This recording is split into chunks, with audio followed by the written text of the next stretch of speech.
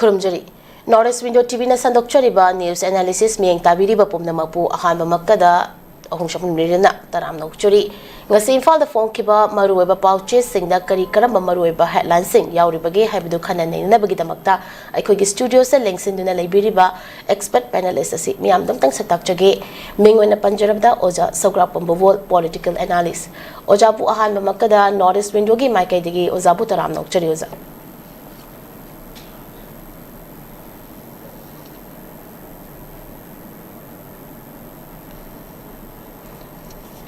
Oza buhan mama kada Norris Window ki makai di oza putaram nokchari oza.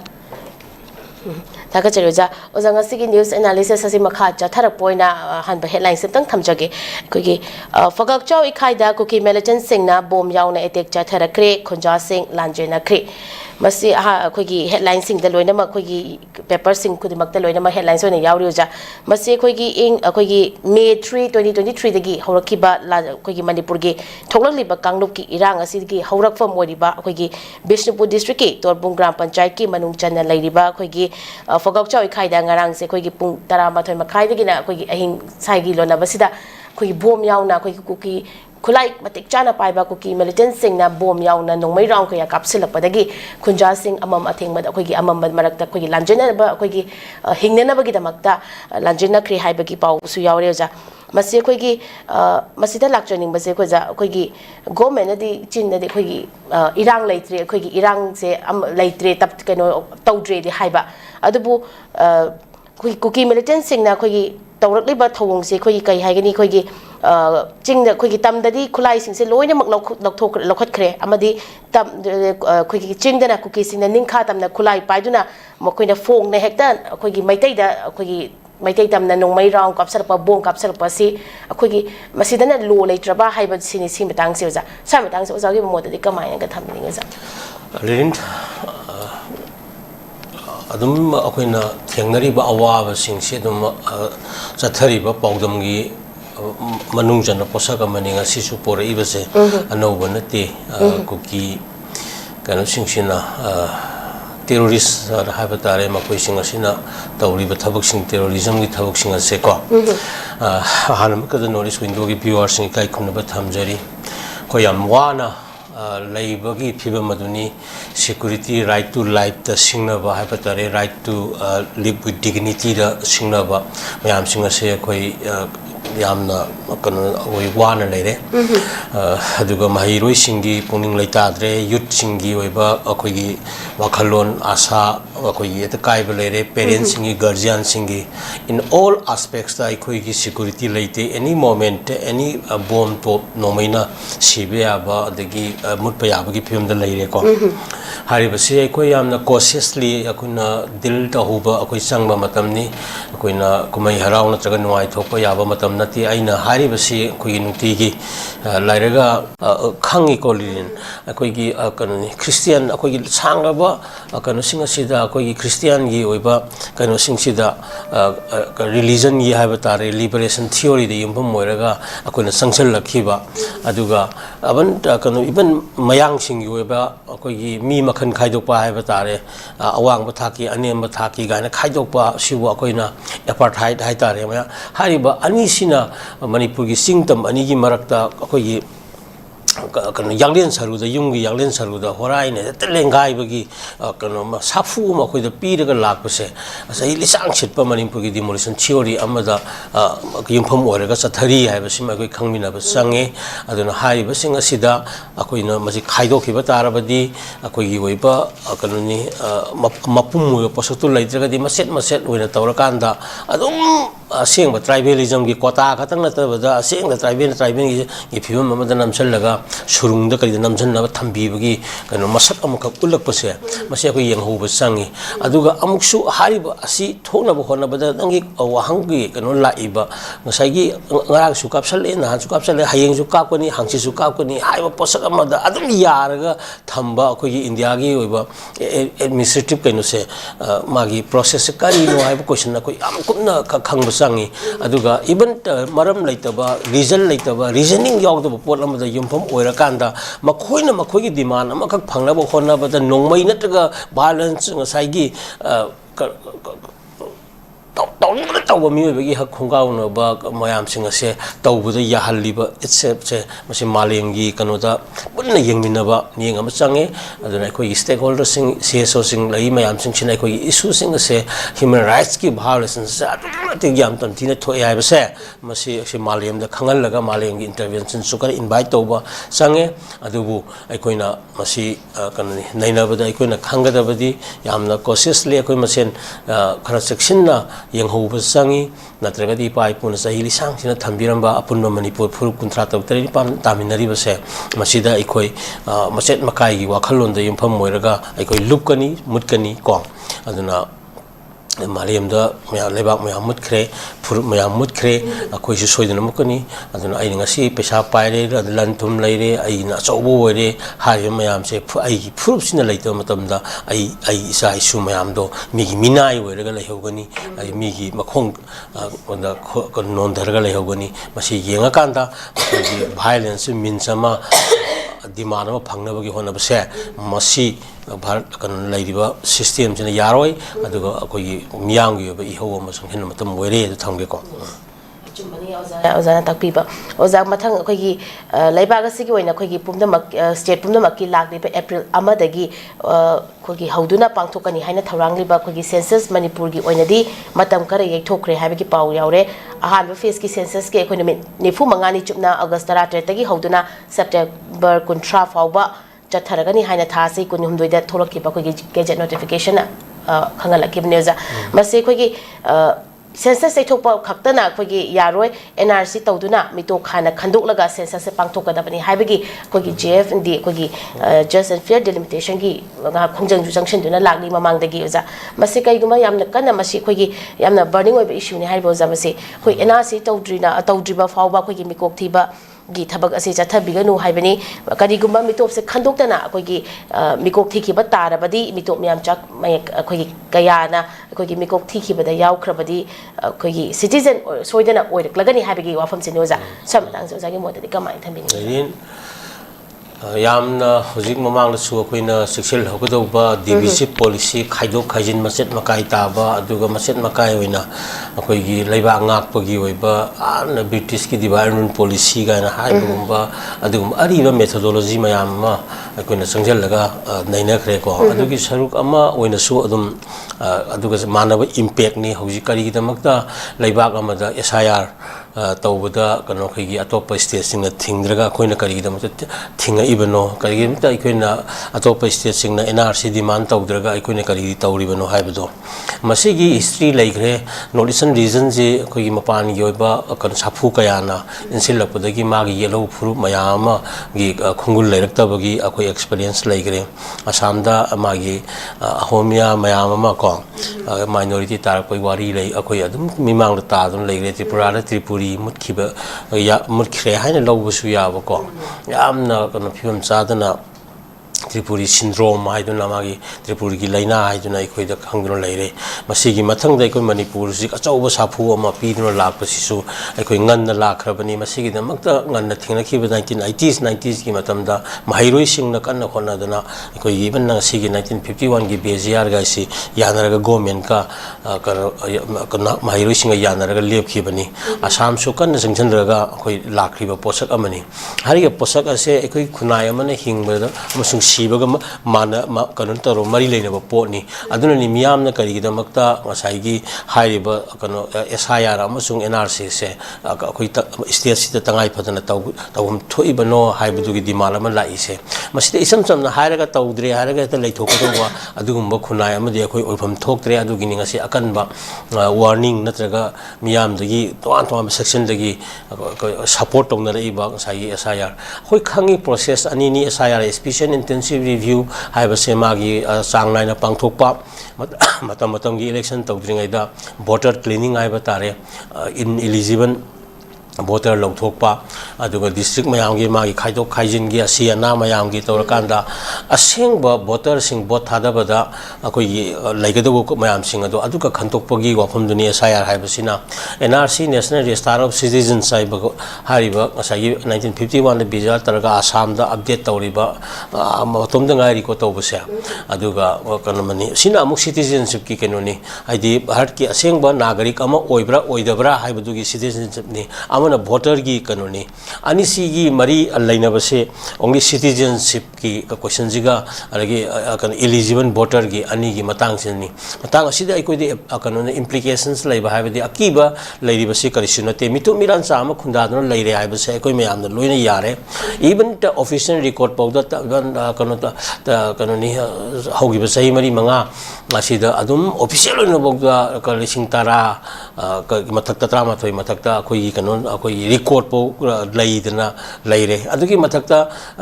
in terms of lakhs ko thousands tani ngasai gi kanoni mayam da estimate toriba panariba mayam singa se soidana demographic akoi disparity si thobani na thoe kan miran chagi masing henkale harabanina hari mayam chu voter li chanjingi targadi maduna akoi electoral process ta akoi gi impact ama safu ma laktoini hadura karigumba ama leijari ba posak ama gi amagi assembly sitabu hairo natraga any MP gi kano sitabu goiro census ama lakpa haibase population ama kano magi normal growth ama leiba taragadi magi number of seats to madu kanoni magi goiba convenient area da yumpham oiraga population da yumpham oidana sembaduna amani population da base taraka matamda aduki matik ahongba la kadabu oiraga di matuna tongan ba akoi gi crisis me ama tholakadi haibasidi akoi gi pholang da lektum na thabani maramdi maram chada ma pande lakpo singsina yum dangbana kaina ibagi kano uthora kadabani magi citizenship right to namdana lan namfu da toraka phangra matungda magi voter were voter adum masing helagadi makoina kano ki illegal immigrants haiba immigrants sina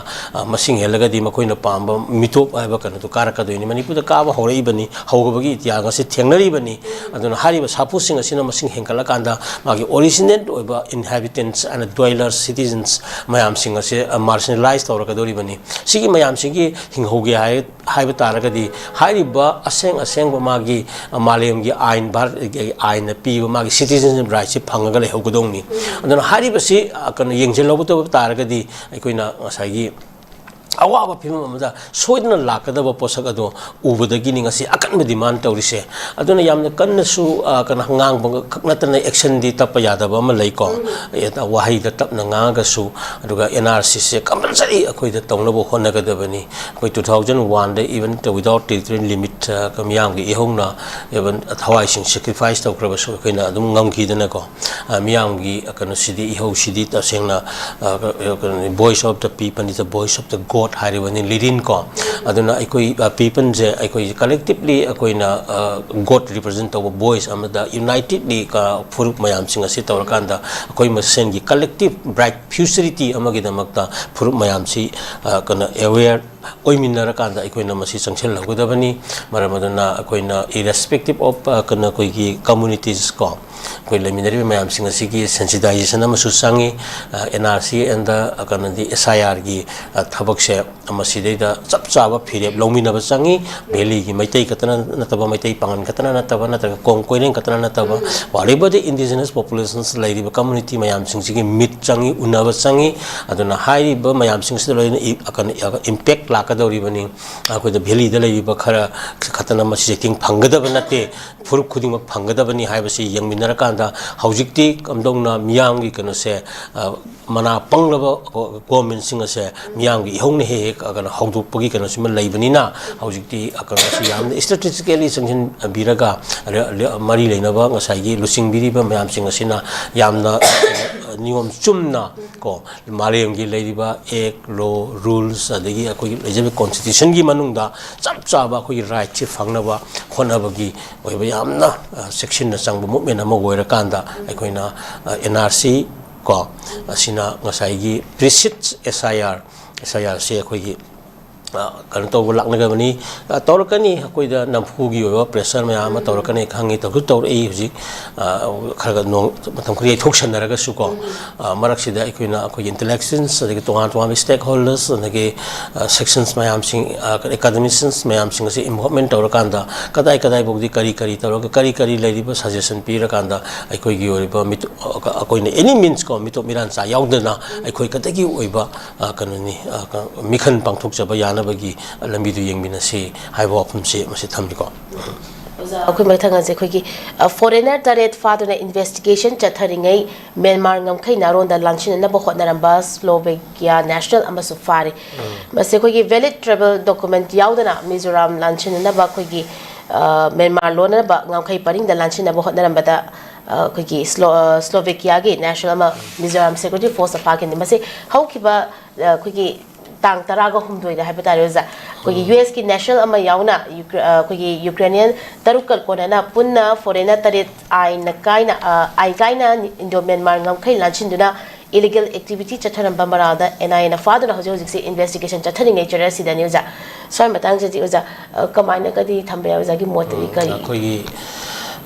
sini ako ahong ba lakpa mayam marakta akoina makhan gi ahong ba sin nomo gi akoina laka dawri bani hari ba mayam singa se akoina yamna aware na saloga dawni aduna lana yi kari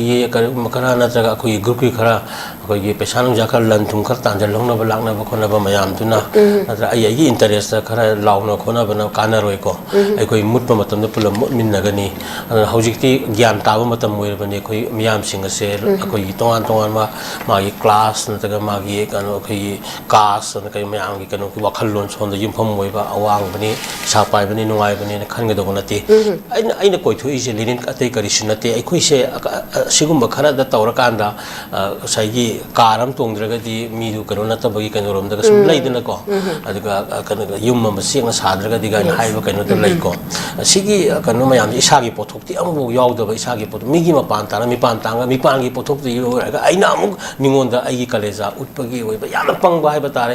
amna kana sigi kana ma anem thaki myoi bagi wakhanda leibagi nature am koina leiriba ko even asing ba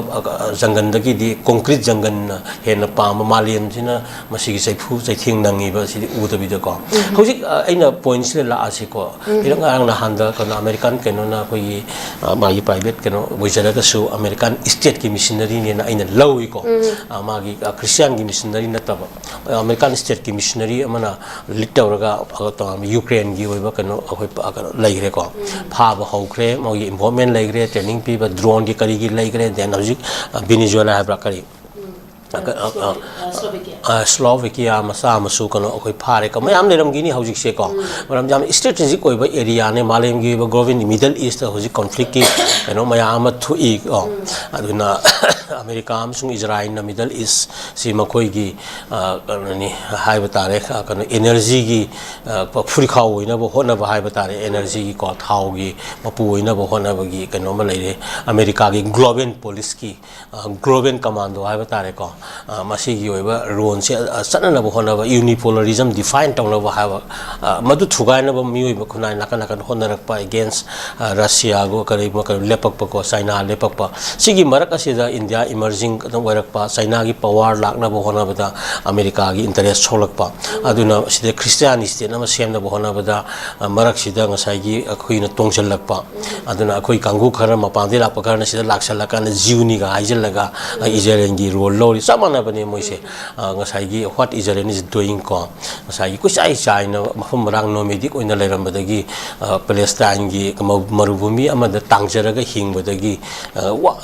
moi struggle de ko ai support oi ko alugu nungai khala akanda ngasai gi achuma masak khangdaba alaga awa masak khangdaba achauba America na mating pangi harga Middle East ki leibak mayam si hata nam ka tawni ga na haiba adugi nature da hauji su like America na Christianity sembagi mingdani hauji ki weba kuki ꯖꯣꯖꯤꯡꯅꯒ ꯍꯧꯖꯤꯛꯅ ꯃꯥꯒꯤ ꯀꯩꯅꯣ ꯃꯇꯦꯡ ꯐꯪꯉꯒ ꯑꯆꯧꯕ ꯀꯩꯅꯣꯃ ꯂꯩꯔꯤꯕ ꯑꯩꯈꯣꯏꯒꯤ ꯁ꯭ꯋꯥꯏꯒꯤ ꯔꯤꯖꯟꯗ term ꯑꯣꯏꯅ ꯊꯣꯛꯍꯜꯂꯤꯕ ꯁꯤꯗ ꯏꯟꯗꯤꯌꯥꯅ ꯈꯪꯅꯔ ꯈꯪꯗꯅꯔ ꯃꯥꯁꯨ ꯇꯣꯡꯁꯤꯜꯂꯒ ꯈꯨꯠꯂꯥꯏ ꯑꯣꯏꯅ ꯁꯤꯖꯤꯟꯅꯔꯀꯥꯟꯗ ꯏꯟꯗꯤꯌꯥ ꯏꯠꯁꯦꯞꯀꯤꯁꯨ ꯃꯥꯒꯤ ꯖꯤꯑꯣꯄꯣꯂꯤꯇꯤꯛꯁꯀꯤ ꯃꯤꯠꯌꯦꯡꯗ ꯍꯥꯏꯔꯤꯕ ꯒ꯭ꯔꯨꯞꯁꯤ ꯑꯅꯤꯃꯛ ꯁꯤꯖꯤꯟꯅꯕ ꯍꯥꯏꯕ ꯇꯥꯔꯦ ꯑꯗꯨꯅ ꯍꯥꯏꯔꯤꯕꯁꯤꯡꯁꯤꯅ ꯃꯇꯦꯡꯅ ꯑꯃꯨꯛꯁꯨ ꯃꯥꯒꯤ ꯅꯤꯌꯣꯝꯁꯤ ꯄꯣꯄꯤ ꯊꯥꯔꯒ ꯑꯗꯒꯤ ꯗ꯭ꯔꯒ ꯇꯧꯔꯒ ꯈꯨꯠꯂꯥꯏ ꯂꯂꯣꯜꯂꯒ ꯑꯃ ꯇꯧꯔꯒ ꯃꯗꯨꯒꯤ ꯏꯀꯅꯃꯤꯗꯨꯅ ꯑꯃꯨꯛꯁꯨ ꯑꯆꯧꯕ ꯏꯅꯥꯛ ꯈꯨꯟꯕ ꯂꯩꯕꯥꯛ ꯑꯃ ꯀꯩꯅꯣ ꯑꯣꯏꯔꯤꯕ ꯑꯗꯨꯅ ꯑꯆꯧꯕ ꯀꯩꯅꯣ ꯏꯂꯤꯒꯦꯟ ꯀꯩꯅꯣꯃ ꯑꯁꯤꯒꯤ ꯑꯣꯏꯔꯤꯕ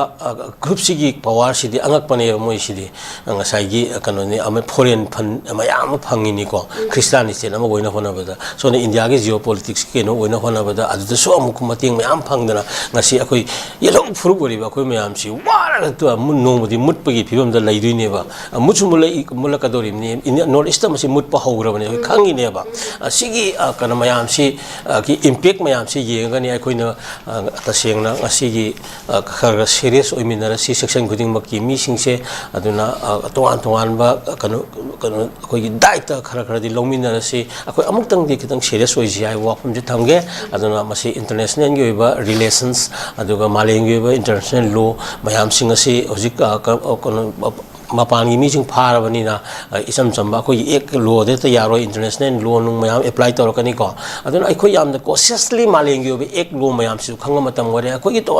ꯀꯩꯅꯣ ꯏꯟꯇꯦꯂꯦꯛꯆꯨꯋꯦꯜꯒꯤ ꯃꯥꯏꯀꯩꯗꯒꯤ ꯑꯩꯈꯣꯏꯒꯤ ꯀꯩꯅꯣ ꯑꯦꯀꯥꯗꯃꯤꯁꯤꯌꯟꯁꯤꯡꯒꯤ ꯃꯥꯏꯀꯩꯗꯒꯤ ꯑꯩꯈꯣꯏꯒꯤ ꯑꯣꯏꯔꯤꯕ ꯀꯩꯅꯣ ꯁꯣꯁꯤꯌꯦꯜ ꯋꯥꯛ ꯑꯁꯦꯡꯕ ꯑꯦꯛꯇꯤꯕꯤꯁꯁꯤꯡꯒꯤ ꯃꯥꯏꯀꯩꯗꯒꯤ ꯁꯦ ꯁꯣꯁꯤꯡ ꯂꯩꯔꯤꯕ ꯃꯌꯥꯝꯁꯤꯡ ꯑꯁꯤꯅ ꯂꯅꯥꯏꯒꯤ ꯑꯣꯏꯕ ꯄꯣꯄꯨꯂꯔꯤꯇꯤ ꯅꯠꯇ꯭ꯔꯒ ꯂꯅꯥꯏꯒꯤ ꯑꯣꯏꯕ ꯗꯣꯃꯤꯅꯦꯟꯁꯤ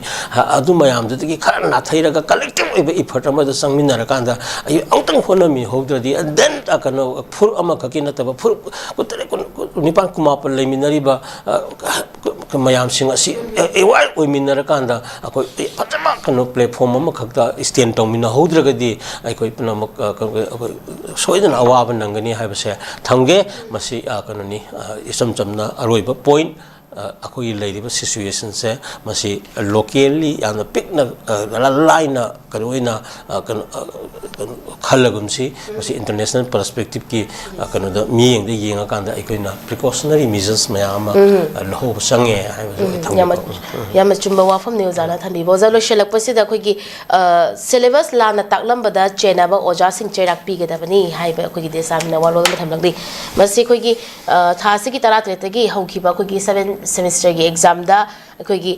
ꯗꯦꯠ 23ꯒꯤ ꯃꯅꯤꯄꯨꯔꯤ ꯁꯕꯖꯦꯛ ꯑꯦꯛꯖꯥꯝꯗ ꯑꯩꯈꯣꯏꯒꯤ ꯃꯍꯩꯔꯣꯏ 19ꯅ ꯑꯩꯈꯣꯏꯒꯤ 9ꯁꯨꯕ ꯁꯦꯃꯤꯁꯇꯔꯒꯤ ꯑꯦꯛꯖꯥꯝꯗ ꯇꯥꯛꯀꯗꯕꯁꯦ ꯑꯩꯈꯣꯏꯒꯤ 7th ꯁꯦꯃꯤꯁꯇꯔꯒꯤ ꯑꯣꯏꯅ ꯃꯅꯤꯄꯨꯔꯤ ꯁꯕꯖꯦꯛꯇ ꯇꯥꯛꯑꯝꯕꯗꯒꯤ ꯑꯩꯈꯣꯏꯒꯤ ꯁꯥꯇ꯭ꯔꯁꯤꯡꯁꯤꯅ ꯑꯩꯈꯣꯏꯒꯤ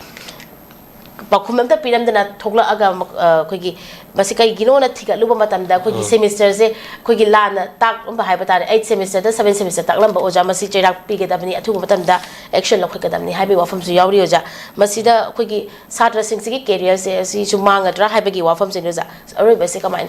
ꯊꯝꯕ ꯌꯥꯏ ꯑꯣꯖꯥ ꯁꯤꯒꯨꯝꯕ ꯅꯨꯡꯉꯥꯏꯕ ꯄꯥꯎ ꯁꯤꯒꯨꯝꯕꯁꯦ ꯅꯨꯡꯉꯥꯏꯕ ꯄꯥꯎꯁꯦ ꯑꯃꯠꯇ ꯇꯥꯗ꯭ꯔꯕ ꯂꯩꯕꯥꯛ ꯑꯃꯅꯤ ꯀꯩꯅꯣꯁꯦꯀꯣ ꯍꯤꯔꯝ ꯈꯨꯗꯤꯡꯃꯛꯇ ꯁꯣꯛꯊꯔꯕ ꯁꯤꯕꯨꯗꯤ ꯐꯩ ꯍꯥꯏꯅꯤꯡꯉꯥꯏ ꯂꯩꯇ꯭ꯔꯕ ꯑꯗ ꯑꯩꯈꯣꯏ ꯃꯁꯦꯟ ꯃꯊꯛꯇꯗ ꯑꯗꯨꯝ ꯍꯥꯠꯅꯕ ꯁꯨꯅꯕ ꯂꯥꯎꯅꯕ ꯇꯧꯍꯜꯂꯒꯀꯣ ꯑꯩꯈꯣꯏꯒꯤ ꯑꯣꯏꯕ ꯄꯣꯠꯁꯛꯁꯤꯡ ꯗꯤꯄꯥꯔꯠꯃꯦꯟꯗ ꯂꯩꯔꯤꯕ ꯑꯗꯒꯤ ꯃꯥꯒꯤ ꯀꯟꯁꯔꯟ ꯃꯤꯅꯤꯁꯇꯔꯗꯒꯤ ꯍꯧꯔꯒ ꯑꯗꯒꯤ ꯂꯩꯔꯤꯕ ꯃꯌꯥꯝꯁꯤꯡ ꯑꯁꯦ ꯃꯁꯤ ꯌꯥꯝꯅ ꯁꯤꯔꯤꯌꯁ ꯑꯣꯏꯒꯗꯕꯅꯤꯀꯣ ꯃꯍꯩꯔꯣꯏꯁꯤꯡꯒꯤ ꯂꯨꯞꯁꯤꯡ ꯂꯩꯕꯁꯤꯅ ꯃꯁꯤ ꯌꯥꯝꯅ ꯆꯦꯛꯁꯤꯟꯅ ꯀꯩꯅꯣ ꯑꯩꯈꯣꯏ ꯑꯗꯨꯝ ꯁꯦꯟꯅꯕ ꯈꯔ ꯂꯩꯕꯁꯤꯁꯨ ꯃꯁꯤꯅ ꯌꯥꯝ ꯀꯥꯟꯅꯕ ꯁꯤꯒꯨꯝꯕ ꯑꯁꯣꯏꯕꯁꯤ ꯄꯨꯊꯣꯛꯑꯒ ꯑꯩꯈꯣꯏ ꯌꯦꯡꯉꯤꯕꯅꯤ ꯑꯗꯨꯅ ꯏꯖꯨꯀꯦꯁꯟꯁꯤ ꯌꯥꯝꯅ ꯀꯩꯅꯣꯅꯤ ꯃꯁꯤꯗꯤ ꯃꯥꯂꯦꯝꯒꯤ ꯑꯣꯏꯅ ꯁꯤꯖꯤꯟꯅꯕ ꯈꯨꯠꯂꯥꯏ ꯑꯃꯅꯤꯀꯣ ꯌꯥꯝꯅ ꯈ꯭ꯋꯥꯏꯗꯒꯤ ꯑꯐꯕ ꯈꯨꯠꯂꯥꯏꯒꯤ ꯃꯔꯛꯇ ꯏꯖꯨꯀꯦꯁꯟꯅꯤ ꯈꯨꯟꯅꯥꯏ ꯑꯃ ꯆꯥꯎꯈꯠꯄꯒꯤꯀꯣ ꯑꯗꯨꯅ ꯏꯚꯟ ꯆꯩꯅꯥꯅꯒ ꯆꯥꯎꯈꯠꯈꯤꯕ ꯖꯄꯦꯟꯅꯒ ꯆꯥꯎꯈꯠꯈꯤꯕ ꯃꯈꯣꯏꯒꯤ ꯏꯖꯨꯀꯦꯁꯟꯒꯤ ꯃꯌꯥꯝꯁꯤꯡ ꯑꯗꯨꯅ ꯏꯖꯨꯀꯦꯁꯟꯗ ꯀꯔꯞꯁꯟ ꯂꯩꯔꯒꯗꯤ ꯀꯩꯗꯧꯉꯩꯗ ꯈꯨꯟꯅꯥꯏꯗꯣ ꯀꯩꯅꯣ ꯆꯥꯎꯈꯠꯂꯔꯣꯏꯀꯣ ꯃꯔꯝꯗꯤ ꯅꯧꯔꯤꯕ ꯀꯩꯅꯣ ꯌꯨꯠꯁꯤꯡꯒꯤ ꯃꯥꯏꯟꯁꯤꯡꯗ ꯃꯍꯩꯔꯣꯏꯁꯤꯡꯒꯤ ꯃꯥꯏꯟꯁꯤꯡꯁꯤꯗ ꯂꯩꯔꯤꯕ ꯕꯦꯁꯤꯛ ꯀꯩꯅꯣ ꯑꯩꯈꯣꯏꯒꯤ ꯀꯩꯅꯣ ꯏꯟꯐꯣꯔꯃꯦꯁꯟ ꯃꯌꯥꯝꯁꯤꯗ ꯌꯨꯝꯐꯝ ꯑꯣꯏꯔꯒꯅꯤ ꯃꯈꯣꯏꯅ ꯈꯨꯟꯅꯥꯏꯗ ꯃꯥꯒꯤ ꯁꯣꯁꯤꯌꯦꯜ ꯀꯟꯇ꯭ꯔꯤꯕ꯭ꯌꯨꯁꯟ ꯃꯌꯥꯝ ꯑꯃ ꯇꯧꯔꯛꯀꯗꯣꯏꯁꯦꯀꯣ ꯑꯗꯨꯅ ꯑꯔꯥꯟꯕ ꯐꯣꯜꯁ ꯀꯩꯅꯣ ꯃꯌꯥꯝ ꯑꯃ ꯑꯩꯈꯣꯏꯅ ꯃꯗꯨ ꯆꯪꯁꯤꯟꯈ꯭ꯔꯒꯗꯤ ꯃꯗꯨꯗ ꯌꯨꯝꯐꯝ ꯑꯣꯏꯔꯀꯥꯟꯗ ꯃꯗꯨ ꯗꯤꯐꯔꯦꯟ ꯀꯩꯅꯣꯗ ꯀꯩꯅꯣ ꯑꯦꯇꯤꯆꯨꯠꯁ ꯕꯤꯍꯦꯕꯤꯌꯔ ꯎꯠꯂꯛꯀꯗꯧꯔꯤꯕꯅꯤꯀꯣ ꯈꯨꯟꯅꯥꯏꯗ ꯆꯩꯊꯦꯡ ꯄꯤꯔꯛꯀꯗꯧꯕꯅꯤ ꯑꯗꯨꯅ ꯍꯧꯖꯤꯛ ꯂꯩꯔꯤꯕ ꯀꯩꯅꯣ ꯏꯔꯦꯒꯨꯂꯔꯤꯇꯤꯁ ꯃꯌꯥꯝꯁꯦ ꯑꯩꯈꯣꯏꯅ ꯌꯥꯝꯅ ꯆꯦꯛꯁꯤꯟꯅ ꯑꯩꯈꯣꯏꯅ ꯀꯩꯅꯣ ꯌꯦꯡꯁꯤꯜꯍꯧꯒꯗꯧꯕꯅꯤ ꯈꯨꯗꯛꯀꯤ ꯑꯣꯏꯕ ꯌꯥꯝ ꯇꯣꯏꯅ ꯇꯧꯔꯦꯀꯣ ꯀꯣꯏꯁꯟ ꯂꯤꯛ ꯑꯣꯏꯒꯦꯅ ꯈꯟꯕ ꯑꯣꯖꯥꯒꯤ ꯃꯈꯜ ꯀꯣ ꯑꯗꯒꯤ ꯑꯃꯨꯛꯁꯨ ꯀꯩꯅꯣ पास तौनिंगबा डिग्री पाइनिंगबा सर्टिफिकेट लेनिंगबा कोई महैरुई सिंगी पेरेंट्स सिंगी कंसेप्ट को अदना सिगी मयाम सिंग असे लारिक कुंबा महि सिगुम सिदी मालेम दा ख्वाइदगी हेना मिबि साखोप तौदब याद्रबा कनो अमा खकनेबा इन्फॉर्म खुना सोसाइटी अमा होइना खनबदा अदना हारिबा एजुकेशन की इंस्टीट्यूट मयाम सिदी मसिदी ख्वाइदगी सेक्रेट धर्मगी होइबा टेम्पल दगी हेना नत्रगा लाइसंग दगी हेना सेंगदौबा पोषक अनबदा real temple the real secret place को अदुगा असेंगबा कनो अखोगी लाइफम लेंदी महै लोइसंग सिंगसिनेना अखोइना खनमंगम खुनाइदुने ngasi chakhol ise aduga asengba lai gi kano da aibedi education sina cause and effect da reason ga result ka haiba tare ko maram ga phol gi naina ba pot ne haibani da aduna haisi sumna purakpa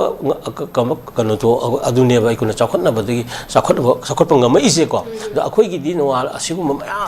tawhei da ba maya ma haiba tare loan promotion lan na mathong ram khong na ka ba लारिक ताकतना तोलब चावना फंबा IP commission दा दुम कानाबो होनाबा सोनागना कंट्रीब्यूशन जे लैतबा प्राइवेट स्कूल ना दुम तो कनो लौबा पोजीशन मयाम लौबा दुगा ओजागी अवार्ड गवर्नमेंट स्कूल ना दुम फंबा अदगी सुगुम्बा कनो मयाम अदगी कनो सेंटर तोन तोनबा अखोगी नुंगाइबा नुंगाइतबा गा सेंटर नुंगाइ गाना हाइबा नुंगाइते हाइबा गुम्बगी कसुगु वारी वताई दि मयाम सिना नुंगाइबा वारी होइना का साबा खुनाय अमदा खोइ बोइरिबा को सि अइना हारि जगति हुजिकी महिरुइ सिंना चंगसलिबा पोसक असि अचोंबा जस्टिस सिदि खो चाखोट के खलिबा खुनाय अमदा दि थिनदबा लेतना खुदक्ता अखोइना तहौरगदौनी हाइनेबा को अदुना मसि अचोंबा जस्टिस अमा पोरा कांदा असागी महिरुइ सिंगी कनो सिंग मांगदनबा अखोइ होनगदबनि हाइबसु थांगे को याम नुगाजे जा ओजाना चिन्मम तम क्या काइथोपिदना नॉर्थ ईस्ट विंडो की न्यूज एनालिसिस सरुक याबिदुना मपुम फाहन बिबगी दमकता ओजाबो हानिंगाय लेतेना थागतपा फोंदोकचरी लोइना लोइना नॉर्थ ईस्ट विंडो टीवी ना संदोकचरीबा न्यूज एनालिसिस मतंग से लोशिंजरी मियंग ताबिरिबा बुमना मपु अमुका सुहना खुरुमजरी नॉर्थ ईस्ट विंडो मियंग ताबिरिबा मयाम पुनमकपु तरामना ओकचरी हौजिक मपालामगी थबकी पाव पिजरी अहानबदा अथुबगी ओइना दुबई की वेयरहाउस वर्कर की थबक कौरी हाइरिबा थबक असि apply तौबिनिंग Veteran Association Ningthongnai Band na organize chauduna anirak suba oina second state level open kirat and not for boys 2026 lagliba March ki tarik kunipan amasung kunmapan da pangthokani haina tauramba adu khudongcha da bakhara leibana maram oiraga lagliba April ki tarik mari amidi manga da pangthok charagani haina Veteran Association Ningthongnai Band gi maikai degi miam da paujal pirakli event asigi mafamna yeripok Ningthongnai mayai lekai near Ningthongnai Public Library loinana admission form lupa sahum khaktamak oizagani amasung form thazin ba yabagi aroiba numitna April ki tarik ani fawani loinana competition asigi first prize ta lupa listing taret momento amadi certificate second prize ta na lupa listing taru momento amadi certificate third prize ta na lupa listing manga momento amadi certificate ni loinana consolation prize manga da lupa chaunga momento amadi certificate thamjari admit card issue tawbagi numitna April ki tang ahumda oigani hena akupa marol ki damak makhada pizariba mobile number 7005087465 natragana 8014382252 natraga 9862180239 da contact tobiyu Nurse singidamak achoba opportunity ama buduna lakchari madudi hauzik Malaysia na Indian nurse singi oiba khudong chaba pinabagi damak midyang changlakli VC nursing loiraba chahi ahumdagi tadana experience leiraba miyoi singna khudong chaba asi lobiho khudong chaba adudi thagi oiva salary 1 lakh overtime incentive free accommodation ticketing amasung long term visa asina chingba khudong chaba sing asi fangbigani akupa marol gidamak makhada pizariba 7005273217 natraga 7005063196 ta contact tobiro natraga aikhogi office North East Window TV building hata New Chakun Road ta lengsenbirau